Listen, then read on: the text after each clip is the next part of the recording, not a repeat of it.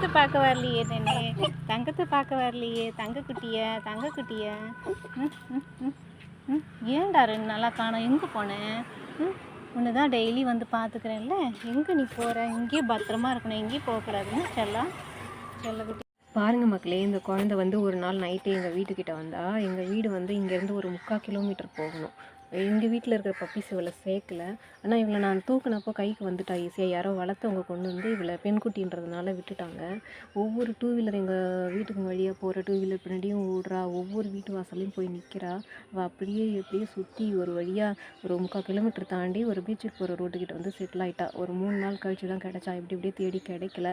எங்கள் வீட்டில் இருக்க வைக்கலான்னு பார்த்தா இருக்க மாட்டேங்கிறா. சாப்பாடு வச்சு இருக்க வைக்கலான்னு பார்த்தா இல்லை. ஒரு வழியாக இவளை கண்டுபிடிச்சாச்சு. தயவு செஞ்சு இந்த மாதிரி பெண் குட்டிங்களை எடுத்து வளர்த்திங்கன்னா கடைசி வரையும் அவங்கள வளர்க்க முடியுமான்னு மட்டும் யோசித்து நாய்க்குட்டிங்களை எடுத்திங்கன்னா வளங்க. இல்லைன்னா வளர்த்து இந்த மாதிரி தெருவில் விடாதீங்க. அவங்கள வந்து நான் தாழ்மையாக கை கூப்பி கேட்டுக்கிறேன். இந்த குழந்தைங்களை இப்படி அனாதையாக திரைய விடாதீங்க. ஒரு தெருவில் 2 பெண்குட்டிங்க இருந்தோம்னா வீட்டுக்கு ஒரு 500 போட்டு கூட அழகாக சர்ஜரி பண்ணி விட்டுருங்க. இவங்களை வந்து நம்மளாம் முயற்சி எடுத்து தான் இவங்களை ஏதாவது காப்பாற்ற முடியும்.